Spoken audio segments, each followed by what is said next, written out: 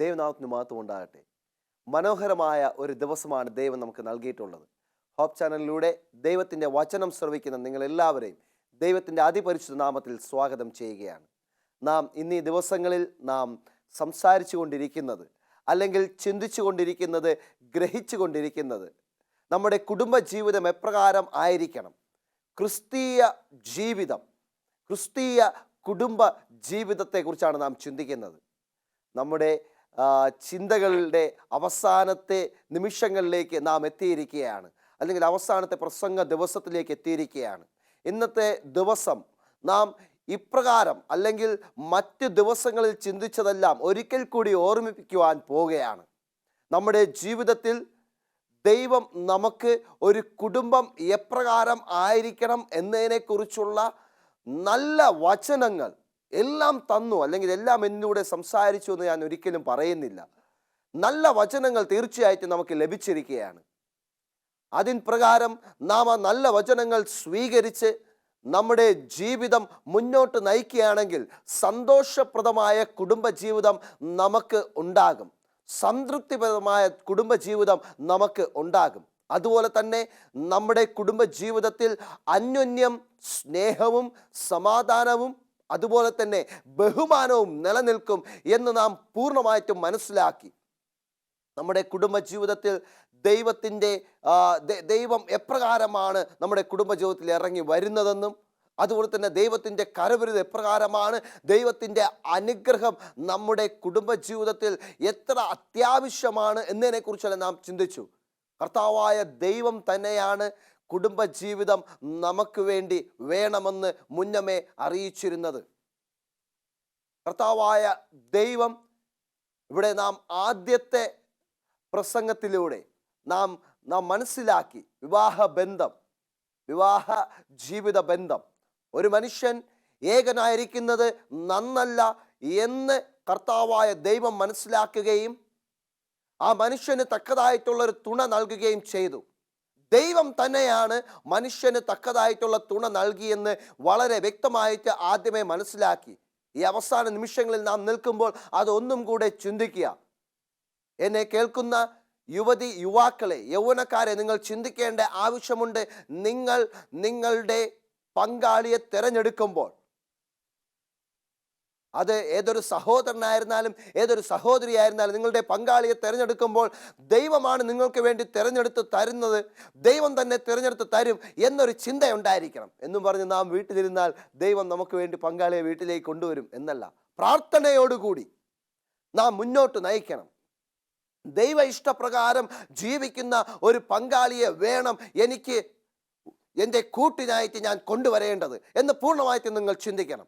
ദൈവത്തിൻ്റെ വചനപ്രകാരം ജീവിക്കുന്ന ഒരു പങ്കാളിയെ, പ്രാർത്ഥനാ ജീവിതം നയിക്കുന്ന ഒരു പങ്കാളിയെ കൊണ്ടുവരണം.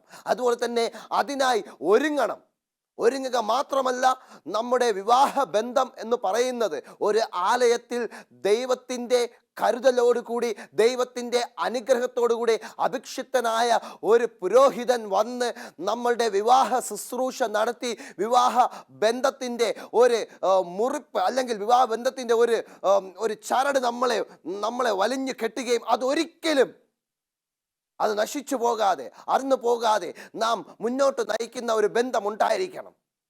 അതാണ് ആദ്യത്തെ ദിവസം നാം മനസ്സിലാക്കിയത്. പിന്നെ താഴോട്ട് വഴിക്കുമ്പോൾ ഒരു ഭർത്താവ് എപ്രകാരമായിരിക്കണം, ഭാര്യ എപ്രകാരമായിരിക്കണം, മക്കൾ എപ്രകാരമായിരിക്കണമെന്ന് വളരെ വ്യക്തമായിട്ട് നാം പഠിച്ചു. ഭർത്താവ് എന്ന് പറയുന്നത് ക്രിസ്തു സഭയ്ക്ക് തലയാകുന്നത് പോലെ ഭർത്താവ് തൻ്റെ സഭയാകുന്ന ഭാര്യയുടെ തലയായിരിക്കുമെന്ന് പറയുന്നു. തലയെന്ന് പറയുമ്പോൾ ക്രിസ്തു ഒരിക്കലും തെറ്റായ വാക്കുകൾ ഉപയോഗിച്ച് ഒരിക്കലും ആ സഭയെ മുറിവേൽപ്പിച്ചിട്ടില്ല, മനസ്സിനെ മുറിവേൽപ്പിച്ചിട്ടില്ല എന്ന് കാണുവാൻ സാധിക്കും. മർദ്ദിച്ചിട്ടില്ല, പക്ഷെ ശാസിച്ചിട്ടുണ്ട്, മർദ്ദിച്ചിട്ടില്ല എന്ന് കാണുവാൻ സാധിക്കും.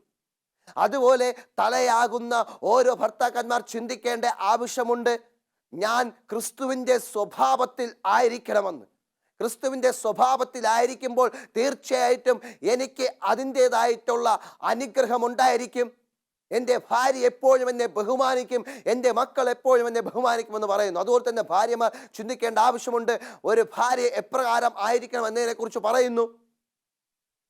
അത് പറയുകയാണ് ഇവിടെ, സഭ ക്രിസ്തുവിൽ കീഴടങ്ങിയിരിക്കും ഭയപ്പെട്ടുകൊണ്ട് ഭാര്യ ഓരോ ഭർത്താക്കന്മാരെ കീഴടങ്ങുക എന്ന് പറയുമ്പോൾ ദൈവത്തിൻ്റെ തീരുമാനങ്ങൾ ഭർത്താവ് പറയുകയും ഒരുമിച്ച് അന്യോന്യം അവർ പ്രവർത്തിക്കുകയും ചെയ്യുമ്പോൾ ഭർത്താവിനെ കീഴടങ്ങി ജീവിക്കുക, സ്നേഹം കൊണ്ടുള്ള ഭയത്തോടുകൂടെ ജീവിക്കുക എന്ന് പറയുന്നു. മക്കളെ ദൈവഹിതപ്രകാരം വളർത്തുക, ലോകത്തിൻ്റെ ഹിതപ്രകാരമല്ല, ദൈവത്തിൻ്റെ ഹിതപ്രകാരം വളർത്തുക എന്നതിനെക്കുറിച്ച് നാം ഇനിയുള്ള ദിവസങ്ങളിൽ നാം ചിന്തിച്ചു. അത് വളരെ വ്യക്തമായിട്ട് ദൈവം അപ്രകാരം നൽകി. അതുപോലെ ഇന്ന് ഓരോ യൗവനക്കാരും ചിന്തിക്കേണ്ട ആവശ്യമുണ്ട്. നിങ്ങളുടെ ജീവിതത്തിൽ ഇപ്രകാരമുള്ള ചിന്തയോടുകൂടെ ഒരുക്കത്തോടുകൂടി നിങ്ങൾ പങ്കാളിയെ കണ്ടെത്തുകയും നിങ്ങൾക്ക് നല്ലൊരു വിവാഹ ശുശ്രൂഷയിൽ ഏർപ്പെടുകയും ചെയ്യുമ്പോൾ നിങ്ങളുടെ എല്ലാവിധമായിട്ടുള്ള നിങ്ങളുടെ തെറ്റായ സ്വഭാവങ്ങൾ ദൈവത്തിലേക്ക് സമർപ്പിച്ച് നല്ലൊരു ഭർത്താവെ മെനയുവാനും നല്ലൊരു ഭാര്യയെ മെനയാനും നല്ല മക്കളെ ലഭിച്ച് അപ്രകാരം അനുഗ്രഹത്തോടെ നമുക്ക് ജീവിക്കണം എന്ന ചിന്തയോടുകൂടെ മുന്നോട്ട് പ്രാർത്ഥനയോടെ നയിക്കുമ്പോൾ നിങ്ങൾക്ക് നല്ലൊരു കുടുംബ ജീവിതം നിങ്ങൾക്ക് ലഭിക്കും. അമ്മേൻ. അത് നാം മനസ്സിലാക്കി. പിന്നെ നാം താഴോട്ട് വായിക്കുമ്പോൾ അല്ലെങ്കിൽ താഴോട്ടുള്ള പ്രസംഗങ്ങളിലൂടെ നാം മനസ്സിലാക്കിയ കാര്യമെന്ന് പറയുന്നത് ഓരോ ക്രിസ്തീയ കുടുംബത്തിൽ നിന്നും വലിയ സംഭവങ്ങൾ അല്ലെങ്കിൽ വലിയ പാഠങ്ങൾ നമുക്ക് മനസ്സിലാക്കുവാൻ സാധിച്ചു. ആദാമും ഹവ്വയുടെയും കുടുംബ ജീവിതത്തിൽ നിന്നും വലിയൊരു പാഠം നമുക്ക് പഠിക്കുവാൻ സാധിച്ചു. അവരെ ഏദെൻ തോട്ടത്തിലാക്കുന്നതിന് മുൻപ് അവർക്കെല്ലാ അനുഗ്രഹങ്ങളും ദൈവം വെച്ചതിന് ശേഷമാണ് അവരെ ഏദെൻ തോട്ടത്തിൽ കൊണ്ടുവന്നത്. അല്ലാതെ അവരെ ആദാമിനെ ഹവ്വയും നിർമ്മിച്ചതിന് ശേഷം ഏദെൻ തോട്ടം നിർമ്മിച്ചു എന്ന് തിരുവചനം പറയുന്നില്ല. ഏദെൻ തോട്ടം ആദ്യമേ നിർമ്മിച്ച് അവർക്ക് വേണ്ടുന്ന കാര്യങ്ങളെല്ലാം നൽകിയതിന് ശേഷമാണ് അവരെ ഒരുമിച്ച് ചേർത്തതും അവരെ ഏദെൻ തോട്ടത്തിൽ കൊണ്ടുവന്നതും.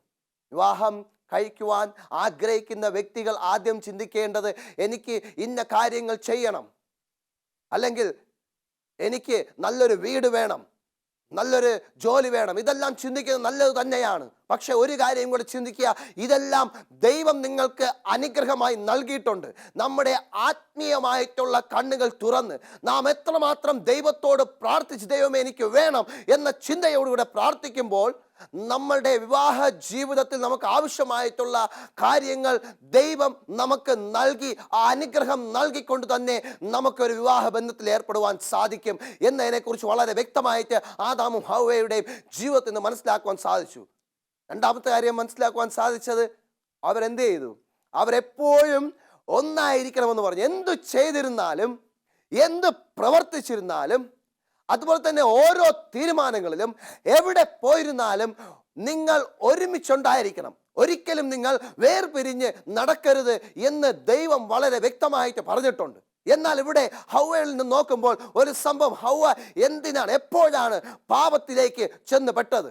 ആദാമിൽ നിന്ന് ആദാം മാറി, ഹവ്വയും മാറി സഞ്ചരിച്ചപ്പോൾ, ഒറ്റയ്ക്ക് സഞ്ചരിക്കുന്നതിന്റെ രീതി വന്നപ്പോൾ അവിടെ പാപത്തിലേക്ക് വന്നു വീണു എന്ന് കാണുവാൻ സാധിച്ചു.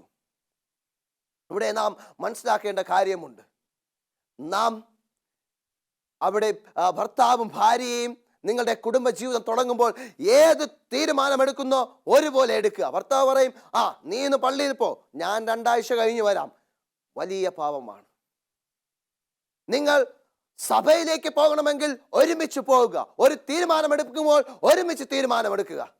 നിങ്ങളുടെ ചിന്ത ഒരുപോലെ ആയിരിക്കണം. നിങ്ങൾ പ്രാർത്ഥിക്കുമ്പോൾ ഒരുപോലെ ആയിരിക്കണം. നിങ്ങൾ മാറി ചിന്തിക്കുവാൻ, ഭർത്താവ് അറിയാത്ത ചില കാര്യങ്ങൾ ഭാര്യ ചിന്തിക്കുവാനും പ്രവർത്തിക്കുവാനും തുടങ്ങിയാണെങ്കിൽ അവിടെ പിശാചിന്റെ പ്രവർത്തനം ഉണ്ടായിരിക്കും. ഭാര്യ അറിയാത്ത കാര്യങ്ങൾ ഭർത്താവ് ചിന്തിക്കുവാനും പ്രവർത്തിക്കാനും തുടങ്ങിയാണെങ്കിൽ അവിടെ പിശാചിന്റെ പ്രവർത്തനം ഉണ്ടാകും. നമ്മുടെ കുടുംബജീവിതം കർത്താവായ യേശു ക്രിസ്തു അല്ല, മറിച്ച് പിശാച് വന്ന് ഭരിക്കുന്നു എന്ന് നാം മനസ്സിലാക്കി. അതുപോലെ നാം അതിൽ നിന്ന് മനസ്സിലാക്കുന്ന കാര്യം, നമ്മൾ വേർപിരിയാതെ എപ്പോഴും ഭർത്താവ് ഭാര്യയും പ്രാർത്ഥനയോടുകൂടെ നിന്ന് ഓരോ തീരുമാനങ്ങൾ എടുക്കുമ്പോൾ തീർച്ചയായിട്ടും ദൈവത്തിന്റെ അനുഗ്രഹം പിശാചിനെ അടുക്കാത്ത വിധം കർത്താവായ യേശു ക്രിസ്തു നിങ്ങളുടെ കുടുംബത്തെ ഭരിക്കും എന്ന് പറയുന്നു. അമ്മേൻ. പിന്നെ വേറൊരു കാര്യം നമുക്ക് മനസ്സിലാക്കുവാൻ സാധിക്കുന്നത്, അവിടെ പാപം ചെയ്യുന്നതിന് മുൻപ് ആദാമും ഹവ്വയും അവർ നഗ്നരായിരുന്നു. പക്ഷേ അവർക്ക് നാണം അവരുടെ മനസ്സിലേക്ക് വന്നില്ല. കാരണം എന്താണ്? അവിടെ പിതാവായ ദൈവം അവർക്ക് വേണ്ടി നീതിയാകുന്ന വസ്ത്രം അവർക്ക് അണിയിച്ചിട്ടുണ്ടായിരുന്നു. അവർ പാപം ചെയ്ത് ആ നീതിയാകുന്ന വസ്ത്രത്തിൻ്റെ മാഹാത്മ്യം അവിടെ നഷ്ടപ്പെട്ടപ്പോൾ അവർക്ക് നന്മ തിന്മകളെ കുറിച്ച് അറിഞ്ഞു. നന്മ എന്താണ്, തിന്മ എന്താണെന്ന് അറിഞ്ഞു. അവരുടെ ഉള്ളിൽ നഗ്നനാണെന്ന് മനസ്സിലാക്കി അവർ ഒരു വൃക്ഷത്തിൻ്റെ ഇലയെടുത്ത് അവർ തന്നെ മറച്ചു എന്ന് കാണുവാൻ സാധിക്കും. ഇവിടെ നാം തെറ്റുകൾ ചെയ്യുമ്പോൾ, ലോകത്തിൻ്റെ ചിന്തകൾ കൊണ്ട് മറയ്ക്കുവാൻ ശ്രമിക്കുമ്പോൾ, കർത്താവായ ദൈവം വന്ന് അവിടെ ഒരു യാഗം അർപ്പിച്ച്, അവിടെ നിഷ്കളങ്കനായ കുഞ്ഞാടിൻ്റെ യാഗം അർപ്പിച്ച് ആ തോലുരിഞ്ഞ് അവർക്ക് ഉടുപ്പണിഞ്ഞു കൊടുക്കുകയാണ്.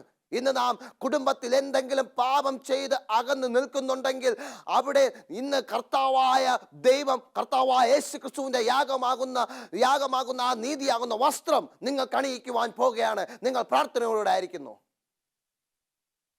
അവിടെ നോക്കുമ്പോൾ അവർ പാപം ചെയ്ത് അവർ ദൈവത്തിൽ നിന്നും ഒളിച്ചു നിൽക്കുന്ന അവസ്ഥ. ഇന്ന് എത്ര കുടുംബം ദൈവത്തിൽ നിന്നും ഒളിച്ചു നിൽക്കുന്നു? എങ്ങനെയാണ് ഒളിച്ചു നിൽക്കുന്നത്? നിങ്ങളുടെ പ്രവൃത്തിയാൽ. പ്രാർത്ഥനാ സമയത്ത് നിങ്ങളുടെ ജോലി കാര്യങ്ങൾ ചെയ്യുക, പ്രാർത്ഥനാ സമയത്ത് TV കാണുക, അല്ലെങ്കിൽ നിങ്ങളുടെ മറ്റ് കാര്യങ്ങൾ ചെയ്യുവാൻ ശ്രമിക്കുമ്പോൾ എപ്പോഴും നിങ്ങൾ പാപം ചെയ്ത് ദൈവത്തിൽ നിന്നും ഒളിച്ച് താമസിക്കുകയാണ്. ഇവിടെ ദൈവത്തിൻ്റെ നീതിയാകുന്ന വസ്ത്രം നിങ്ങളുടെ മേൽ വരുവാൻ വേണ്ടി കർത്താവായ യേശു ക്രിസ്തു ക്രൂശിൽ യാഗമായി തീർന്നു.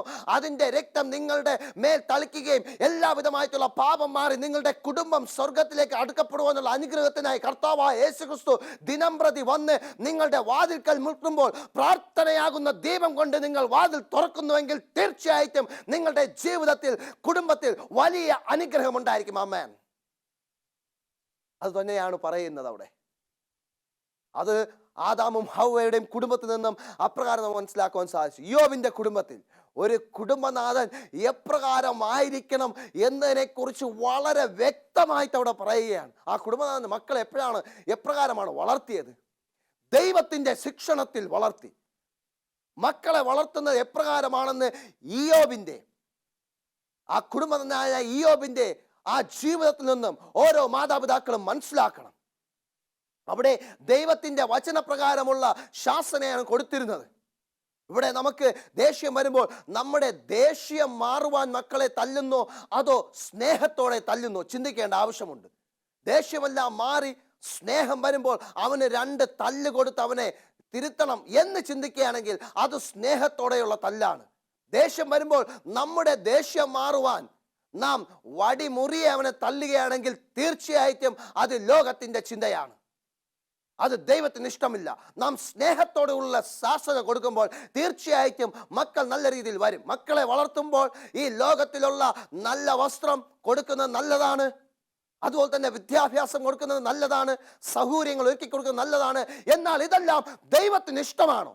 ദൈവത്തിൻ്റെ ഇഷ്ടപ്രകാരമാണോ അവരെ വസ്ത്രങ്ങൾ അണിയിക്കുന്നത്, ആഹാരപാനീയങ്ങൾ കൊടുക്കുന്നത്, അവർക്ക് സൗകര്യങ്ങൾ ഒരുക്കി കൊടുക്കുന്നത്, അവർക്ക് വിദ്യാഭ്യാസം കൊടുക്കുന്നത് എന്ന് മനസ്സിലാക്കുന്ന ഒരു ചിന്തയാണ് ഇയ്യോബിൻ്റെ ജീവിതത്തിൽ നിന്നും നമുക്ക് മനസ്സിലാക്കാൻ കഴിഞ്ഞത്. നിഷ്കളങ്കനും നീതിമാനും ദോഷം വിട്ട് അകന്ന ഒരു കുടുംബനാഥനായിരുന്നു ഇയ്യോബ്. ഭാര്യയെ വരെ ദൈവത്തെ തള്ളിപ്പറയാൻ പറഞ്ഞപ്പോൾ ഇയ്യോബ് ഭാര്യയെ ഉപേക്ഷിച്ചില്ല, ഭാര്യയെ പറഞ്ഞ് മനസ്സിലാക്കുന്നു. അങ്ങനത്തെ ഒരു കുടുംബനാഥന്മാരായാണ് ഇന്ന് ഇവിടെ ആവശ്യം. ഭാര്യയെ തല്ലുവാനോ എന്തെങ്കിലും പ്രശ്നം കാണിക്കുമ്പോൾ വളരെയധികം തല്ലുവാൻ നിങ്ങൾ മുതിരരുത്. ദൈവത്തിൻ്റെ വചനപ്രകാരം പറഞ്ഞ് മനസ്സിലാക്കി നിങ്ങളിൽ ഒരുവനായിട്ട് നിങ്ങൾ കൊണ്ടുപോകണം. അത് തന്നെയാണ് പറയുന്നത്. ഇയ്യോബിൻ്റെ ഭവനത്തിൽ നിന്ന് മനസ്സിലാക്കാൻ സാധിച്ചു. പിന്നെ യാക്കോബിൻ്റെ കുടുംബജീവിതത്തിൽ നിന്ന് മനസ്സിലാക്കാൻ സാധിച്ചു. നമുക്ക് വീണ്ടും വീണ്ടും അനുഗ്രഹം വേണമെങ്കിൽ നാം നന്ദിയായിട്ടുള്ള യാഗം എപ്പോഴും അർപ്പിക്കണം എന്നാണ് പറയുന്നത്. യാക്കോബിന്റെ ജീവിതത്തിൽ യാക്കോബ് ദൈവത്തോട് അധികമായി പ്രാർത്ഥിച്ചപ്പോൾ ബഥേലിൽ വെച്ച് യാക്കോബിനെ ദൈവം അനുഗ്രഹിക്കുകയും യാക്കോബിന് നല്ല കുടുംബം കൊടുക്കുകയും ചെയ്തപ്പോൾ പിന്നെ യഹോവ പറയാണ്, നിന്നെ ഞാൻ ബഥേലിൽ വെച്ച് അനുഗ്രഹിച്ച് അവിടെ പോയി ചെന്ന് യാഗപീഠം അർപ്പിച്ച് എനിക്കൊരു സ്തോത്രയാഗം അർപ്പിക്ക്. ഓരോ കുടുംബവും പ്രശ്നങ്ങളും പ്രയാസങ്ങളും വരുമ്പോൾ നിങ്ങൾ ഉപവാസ പ്രാർത്ഥന എടുക്കാറുണ്ട്. എന്നാൽ ആ പ്രശ്നം നിങ്ങൾക്ക് മാറി കിട്ടുമ്പോൾ നന്ദിയായിട്ടുള്ള ഉപവാസ പ്രാർത്ഥന എത്ര പേർ എടുക്കുന്നുണ്ട്? ഇതിനെക്കുറിച്ച് നമ്മൾ ചിന്തിച്ചുവല്ലേ യാക്കോബിന്റെ ജീവിതത്തിലൂടെ? അവിടെ യാക്കോബ് അപ്രകാരം നന്ദി അർപ്പിക്കാൻ പോയപ്പോൾ ഒരുക്കത്തോടുകൂടെ പോയി. ഇവിടെ ഒരു ഉപവാസ പ്രാർത്ഥനയിൽ എപ്രകാരം ഒരുങ്ങണോ? നമ്മൾ യാചിക്കാൻ പോകുമ്പോൾ നമ്മുടെ പാപങ്ങളെയൊക്കെ ക്ഷമിച്ച് തരണമേ എന്ന പ്രാർത്ഥനയോടുകൂടി, അതുപോലെ തന്നെ മാനസാന്തര അനുഭവത്തോടു കൂടി നമ്മൾ ഒരു ആവശ്യം നേടുവാൻ പ്രാർത്ഥനയ്ക്ക് പോകുന്നു. അതിൻ്റെ നന്ദിയായിട്ടുള്ള പ്രാർത്ഥനയും ആവശ്യമുണ്ട്.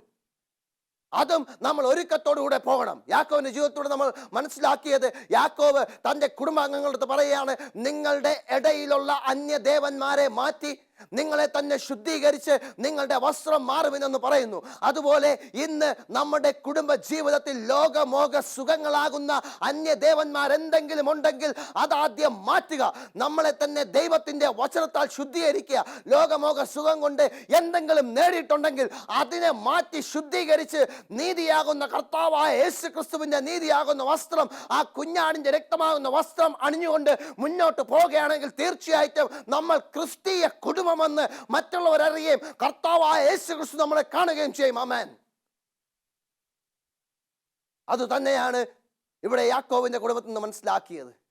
എന്നിട്ട് പിന്നെ അധികമായിട്ടുള്ള അനുഗ്രഹം നൽകി, നിന്നെ ഇനി ഞാൻ ഇസ്രായേൽ എന്ന് വിളിക്കും. നിന്റെ തലമുറയിൽ നിന്ന് പ്രഭുക്കന്മാർ, രാജാക്കന്മാർ, നിന്റെ തലമുറ മുഴുവനും അനുഗ്രഹിക്കപ്പെടുമെന്ന് പറയുന്നു. നമ്മുടെ തലമുറ അപ്രകാരം അനുഗ്രഹിക്കണമെങ്കിൽ നാം നേർച്ച നേരുന്നത് പോലെ അത് നിവർത്തിക്കുകയും സ്തോത്രവും അർപ്പിക്കുന്ന ഒരു ജീവിതം നമ്മുടെ ജീവിതത്തിൽ ഉണ്ടായിരിക്കും. അതുപോലെ തന്നെ അന്യദേവന്മാരെ നീക്കി നമ്മളെ തന്നെ ശുദ്ധീകരിച്ച് വസ്ത്രം മാറി ജീവിക്കുകയാണെങ്കിൽ തീർച്ചയായിട്ടും നമ്മുടെ കുടുംബത്തിൽ ദൈവത്തിൻ്റെ അനുഗ്രഹം ഉണ്ടായിരിക്കും എന്ന് യാക്കോബിന്റെ കുടുംബത്തിൽ നമുക്ക് മനസ്സിലാക്കുവാൻ സാധിച്ചു. പിന്നെ നമ്മൾ ഏത് കുടുംബമാണ് പഠിച്ചത്? ഇവിടെ മോശ ഇസ്രായേൽ കുടുംബത്തെ എവിടെ മരുഭൂമിയിലേക്ക് വഴി നടത്തിയപ്പോൾ അവർ പിറുപിറുത്തതായിട്ട് കാണുവാൻ സാധിച്ചു. 3 കാര്യങ്ങൾ. ഒന്ന്, അവർക്ക് ശത്രുഭയം വന്നപ്പോൾ, ഒന്ന് ജലമില്ലാത്ത അവസ്ഥ, ഒന്ന് ആഹാരമില്ലാത്ത അവസ്ഥ, പിറുപിറുത്തു എന്ന് പറഞ്ഞു. ആ 3 കാര്യങ്ങളും അവർക്ക് എന്തെങ്കിലും ആവശ്യങ്ങൾ വരുമ്പോൾ അതിൻ്റെ പരിഹാരത്തിന് വേണ്ടി പിറുപിറുത്തു. പരിഹാരകന് വേണ്ടി അവർ പ്രാർത്ഥിച്ചില്ല. നമ്മുടെ ജീവിതത്തിൽ പ്രശ്നങ്ങളും പ്രയാസങ്ങളും ഉണ്ടായിരിക്കും. നിങ്ങൾ എത്ര തന്നെ ദൈവത്തോട് പ്രാർത്ഥിച്ച് നിങ്ങൾ അടുത്ത് ജീവിച്ചിരുന്നാലും ഈ പാപ പങ്കുലമാകുന്ന ജീവിതത്തിൽ നിന്നും ബുദ്ധിമുട്ടുകൾ, സാമ്പത്തിക ക്ലേശങ്ങൾ, നിങ്ങൾക്ക് വേദനകൾ, അതുപോലെ തന്നെ നിന്ന, പരിഹാസം, രോഗങ്ങൾ എല്ലാം ഉണ്ടാകും. അപ്പോൾ ഇതിൻ്റെ പരിഹാരത്തിന് വേണ്ടി ദൈവത്തോട് പ്രാർത്ഥിക്കാതെ ഈ പരിഹാരകനെ എനിക്ക് നൽകണമേ. ഒരു പരീക്ഷ വന്നു കഴിഞ്ഞാലും ഒരു പ്രശ്നം വന്നു കഴിഞ്ഞാലും അതിൻ്റെ പരിഹാരകം ദൈവം കണ്ടിരിക്കുകയാണ്. എന്നാൽ ആ പരിഹാരകനെ നമ്മുടെ ഭവനത്തിൽ വരുവാനുള്ള ആത്മീയ പ്രാർത്ഥനാ ജീവിതം നിങ്ങളുടെ മേലുണ്ടെങ്കിൽ ഏതൊരു പ്രശ്നവും ഏതൊരു പ്രയാസവും വന്നു കഴിഞ്ഞാൽ തീർച്ചയായിട്ടും നിങ്ങളെ ദൈവം അനുഗ്രഹിക്കും. നിങ്ങൾക്ക് മനോഹരമായിട്ടുള്ളൊരു കുടുംബജീവിതം നയിക്കുവാൻ സാധിക്കും. ആമേൻ. അത് നമ്മൾ ഇവിടെ മോശ ഇസ്രായേൽ മക്കൾ കുടുംബത്തിൽ നിന്നും വഴിനടത്തി കാണുവാൻ സാധിച്ചു. അവിടെ എന്താണ് ചെയ്തത്? പ്രശ്നങ്ങളും പ്രയാസങ്ങളും വന്നപ്പോൾ അവർ കുടുംബം ഒന്നടങ്കം, ഭാര്യയും ഭർത്താവും മക്കളോ എന്നെ കൈ ഓർത്ത് പിടിച്ച് പിറുപിറുക്കുകയാണ്. യഹോവേ, നീ എന്നെ കൊല്ലുവാൻ ഭാവിക്കുന്നു. യഹോവേ, ഈ പ്രശ്നം എങ്ങനെ പരിഹരിക്കും? അവിടെ എല്ലാവരും ഒരുമിച്ചിരുന്ന്, യഹോവേ, ഈ പ്രശ്നം അങ്ങ് പരിഹരിക്കും എന്ന് അറിയാം, വേഗത്തിൽ വന്ന് പരിഹരിക്കണമേ, പരിഹാരകനെ വേഗം വരണമേ എന്ന പ്രാർത്ഥന ആർക്കുമില്ലായിരുന്നു. ഇന്ന് ആത്മീയ ഇസ്രായേലായ നമുക്ക് ചുറ്റും പ്രശ്നങ്ങളും പ്രയാസങ്ങളും വരുമ്പോൾ അവർ അന്ന് പിറുപിറുത്തത് പോലെ അല്ലാതെ, ദൈവമേ, പരിഹാരകനെ വേഗം വന്ന് പ്രശ്നം പരിഹരിക്കണമേ എന്ന പ്രാർത്ഥനാ ജീവിതം നയിക്കുമ്പോൾ തീർച്ചയായിട്ടും നിങ്ങളുടെ ഭവനം ഒരു ക്രിസ്തീയ ഭവനമായിരിക്കും. ആമേൻ. അത് തന്നെയാണ് കർത്താവായ യേശു ക്രിസ്തുവും ആഗ്രഹിക്കുന്നത്. പിന്നെ ഒരു ക്രിസ്തീയ ഭവനമായിരിക്കുമ്പോൾ ഒരു ക്രിസ്തീയ വ്യക്തിത്വം ഉണ്ടായിരിക്കണമെന്ന് പറഞ്ഞു. ക്രിസ്തീയ വ്യക്തിത്വം എന്ന് പറയുമ്പോൾ കർത്താവായ യേശു ക്രിസ്തുവിനെ പോലെ ജീവിക്കണം എന്നതിനെ കുറിച്ച് പറഞ്ഞു. കർത്താവായ യേശു ക്രിസ്തുവിനെ പോലെ എപ്രകാരം ജീവിക്കണം? നിങ്ങൾ എന്ത് തിന്നാലും എന്ത് കുടിച്ചാലും നിങ്ങൾ എന്ത് ചെയ്തിരുന്നാലും ദൈവനാമ മഹത്വത്തിനായി ചെയ്യുവിൻ എന്ന് പറയുന്നു. യേശു ക്രിസ്തു ഈ ഭൂമിയിലായിരുന്നപ്പോൾ എന്ത് കുടിച്ചിരുന്നാലും എന്ത് തിന്നിരുന്നാലും ദൈവനാമ മഹത്വത്തിനായി ചെയ്തു. അന്യോന്യം സ്നേഹമുണ്ടായിരിക്കണം. ഗലാത്യർക്ക് എഴുതിയ ലേഖനം 5-ാം അധ്യായം 22-ാം വാക്യത്തിൽ അവിടെ ആത്മാവിൻ്റെ ഫലം, അത് സ്നേഹം തുടങ്ങുകയാണ്. 9 ഫലങ്ങൾ അവിടെ പറയുന്നു. സ്നേഹമാണ് ആദ്യമായിട്ട് നിൽക്കുന്നത്. ആ ഫലം ആദ്യം ഭക്ഷിക്കുമ്പോൾ സ്നേഹത്തിൻ്റെ രുചിയാണ് ആദ്യം ഉണ്ടായിരിക്കുന്നത്. ആത്മാവിൻ്റെ ഫലം ഒരുവനിൽ ഉണ്ടോ എന്ന് ആദ്യം നോക്കുന്ന അവൻ സ്നേഹമുണ്ടോ എന്നാണ്. അന്യോന്യം സ്നേഹമുണ്ടായിരിക്കണം. അപ്പോൾ ഒരു ക്രിസ്തീയ വ്യക്തിത്വം നിങ്ങളുടെ ജീവിതത്തിൽ ഉണ്ടായിരിക്കും. പിന്നെ നമ്മുടെ ഹൃദയം ശുദ്ധിയായിരിക്കണം. മത്തായിയുടെ സുവിശേഷം 5-ാം അധ്യായം അതുപോലെ തന്നെ 8-ാമത്തെ വാക്യത്തിൽ വായിക്കുമ്പോൾ ഹൃദയശുദ്ധിയുള്ളവർ ഭാഗ്യവാന്മാർ. മത്തായിയുടെ സുവിശേഷം 5-ാം അധ്യായം 28-ാം വാക്യത്തിൽ വായിക്കുമ്പോൾ നിങ്ങളുടെ പ്രവൃത്തി, അതുപോലെ തന്നെ നിങ്ങളുടെ ചിന്ത, നിങ്ങൾ ചെയ്യുന്ന ഓരോ കാര്യങ്ങളും ഹൃദയശുദ്ധിയോടുകൂടെ ചെയ്യുമ്പോൾ തീർച്ചയായിട്ടും നിങ്ങൾ ഹൃദയശുദ്ധി ഉണ്ടായിരിക്കും, നിങ്ങളുടെ ജീവിതത്തിൽ ശുദ്ധി ഉണ്ടായിരിക്കുമെന്ന് പറയുന്നു. പിന്നെ പറയുന്നു, നിങ്ങൾ പാപം മാറി സഞ്ചരിക്കണമെന്ന് പറയുന്നു. ലോകത്തിലുള്ള പാപത്തെ മാറി നിങ്ങൾ സഞ്ചരിക്കുക. പാപം നിങ്ങളുടെ ജീവിതത്തിൽ, കുടുംബത്തിൽ ഉണ്ടാകുവാൻ പാടില്ല. എന്താണ് പാപം? ഈ ലോകത്തെ മറന്ന് വരുവാനുള്ള പുതിയ യെരൂശലേമാകുന്ന ലോകത്തെ നോക്കി ജീവിക്കുകയാണെങ്കിൽ തീർച്ചയായിട്ടും നിങ്ങളുടെ കുടുംബം നല്ല രീതിയിൽ മുന്നോട്ട് നയിക്കുമെന്ന് പറഞ്ഞു. പിന്നെ എന്താണ് പറഞ്ഞത്? 10 വാതിലുകളെ പണിയണമെന്ന് പറഞ്ഞു. ആത്മീയപരമായിട്ടുള്ള 10 വാതിലുകൾ നിങ്ങൾ പണിയുന്നുണ്ടോ? പിന്നെ അന്ത്യകാല ദൂതായ വെളിപ്പാട് നിങ്ങളുടെ കുടുംബത്തിൽ ദിനം പ്രതി വായിച്ച് കുഞ്ഞുങ്ങൾക്ക് പറഞ്ഞ് മനസ്സിലാക്കുന്നുണ്ടോ? എങ്കിൽ തീർച്ചയായിട്ടും അന്ത്യകാലത്ത് വരുന്ന എല്ലാവിധമായിട്ട് സംഹാരങ്ങളെ, പ്രശ്നങ്ങളെ, പ്രയാസങ്ങളെ മാറ്റുവാനും കർത്താവായ യേശുക്രിസ്തു വേഗം വരുന്നു എന്ന് പറയുന്നു. നിങ്ങൾക്ക് കുടുംബം ഒന്നായി നിങ്ങൾ കൈകോർത്ത് പിടിച്ച് യേശുക്രിസ്തു വരുമ്പോൾ ദൈവമേ ഞാൻ അങ്ങേക്ക് വേണ്ടി കാത്തിരിക്കുന്നു എന്ന് പറയുന്ന ഒരു കൂട്ടരയക്കാൻ സാധിക്കും. എന്നെ കേൾക്കുന്ന ദൈവത്തിൻ്റെ ജനമേ, കർത്താവായ യേശുക്രിസ്തു വാനമേഘങ്ങൾ വരുന്നു. വന്ന് കർത്താവായ യേശുക്രിസ്തു വന്ന് നോക്കുമ്പോൾ, ഇവിടെ നിങ്ങൾക്ക് തന്ന കുടുംബത്തിൽ നോക്കുമ്പോൾ ചിലപ്പോൾ ഭാര്യ മാത്രം ഉണ്ടായിരിക്കും, ചിലപ്പോൾ ഭർത്താവ് മാത്രം ഉണ്ടായിരിക്കും, ചിലപ്പോൾ മക്കൾ മാത്രം ഉണ്ടായിരിക്കും, ചിലപ്പോൾ ഭാര്യയും ഭർത്താവും മക്കൾ കാണില്ല, ചിലപ്പോൾ മക്കൾ മാത്രം ഉണ്ടായി ഭാര്യയും ഭർത്താവും കാണില്ല. എന്ത് കഷ്ടമേറിയ നിമിഷമാണ്. എന്നെ കേൾക്കുന്ന ദൈവത്തിൻ്റെ ജനമേ, നിങ്ങൾക്കിപ്പോൾ നല്ല അവസരം കിട്ടിയിരിക്കുകയാണ്. തിരുവചനം നിങ്ങൾക്കിപ്പോൾ അവസര യോജ്യമായിട്ട് കിട്ടിയിരിക്കുകയാണ്. ഈ തിരുവചനങ്ങൾ നിങ്ങൾ പഠിച്ചുകൊണ്ട് ഇനി കർത്താവായ യേശുക്രിസ്തു കോടാനുകോടി ദൂതന്മാരുമായി വാനമേഘങ്ങളിൽ വരുമ്പോൾ, കാഹളമൂതിക്കൊണ്ട് വരുമ്പോൾ, നിങ്ങൾ എപ്രകാരം നിങ്ങളുടെ കുടുംബജീവിതം നയിച്ചു എന്നത് നോക്കി അതിന് പ്രതിഫലമായിട്ട് വരുമ്പോൾ, ഇവിടെ നിങ്ങളുടെ അടുത്ത വലിയ വെളിച്ചവുമായിട്ട് വരുമ്പോൾ, ഇതാ നീ എനിക്ക് തന്ന കുടുംബനാഥൻ പറയണം, ഇതാ നീ എനിക്ക് തന്ന കുടുംബം, ഭാര്യ, മക്കളെ ഞാൻ ദൈവത്തിന്റെ വചനപ്രകാരം സൂക്ഷിച്ചു അങ്ങേ ഞാൻ കാത്തുരക്ഷിക്കുന്നു എന്ന് പറഞ്ഞ് ദൈവത്തോടു കൂടെ എടുക്കുവാൻ സാധിക്കും. ആമേൻ. അല്ലാതെ നിങ്ങൾ ദൈവത്തിന്റെ വചനപ്രകാരം അല്ലാതെ ലോകത്തിന്റെ രീതിയിൽ ജീവിക്കുമ്പോൾ, നിങ്ങൾ കർത്താവായ യേശുക്രിസ്തു വരുമ്പോൾ നിങ്ങൾ അതിലേക്ക് നശിക്കപ്പെടേണ്ടി വരും. എന്നെ കേൾക്കുന്ന ദൈവത്തിന്റെ ജനമേ, ദൈവത്തിന്റെ വചനത്തെ മുറുകെ പിടിക്കുക. കുടുംബജീവിതം നയിക്കുമ്പോൾ അടിസ്ഥാനം എന്ന് പറയുന്നത് ദൈവത്തിന്റെ വചനം തന്നെ അടിസ്ഥാനമായിരിക്കുക. ഈ കേട്ട വചനങ്ങളെല്ലാം നിങ്ങൾ വീട്ടിലിരുന്ന് അത് ശോധന ചെയ്യുക. നിങ്ങൾക്ക് വീണ്ടും ഈ വചനങ്ങൾ ആവശ്യമുണ്ടെങ്കിൽ ഹോപ്പ് ചാനലിലൂടെ നിങ്ങൾക്ക് ബന്ധപ്പെടാം. അവർ ഈ വചനങ്ങളെല്ലാം നിങ്ങൾക്ക് CD മുഖേന്ദ്രം നൽകുന്നതായിരിക്കും. അതിലൂടെ നിങ്ങൾക്ക് നൽകുകയും നിങ്ങൾ ഈ വചനങ്ങളെല്ലാം പഠിച്ച് ശോധന ചെയ്ത് നിങ്ങളുടെ ജീവിതത്തിൽ കൊണ്ടുവരുമ്പോൾ തീർച്ചയായിട്ടും നിങ്ങൾക്ക് അതിൻ്റെ അനുഗ്രഹം ഉണ്ടായിരിക്കും. അതിൻ്റെ അനുഗ്രഹം ഉണ്ടായിരുന്നു. അവസാനം ഇന്ന് ഇതോടുകൂടി നമ്മൾ ചിലപ്പോൾ ഇനി കാണില്ലായിരിക്കും. പക്ഷേ കർത്താവായ യേശുക്രിസ്തു വരുമ്പോൾ നമ്മൾ ഒരു കുടുംബം പോലെ കൈപിടിച്ച് നമുക്ക് പോകുവാൻ വേണ്ടി പ്രാർത്ഥിക്കാം.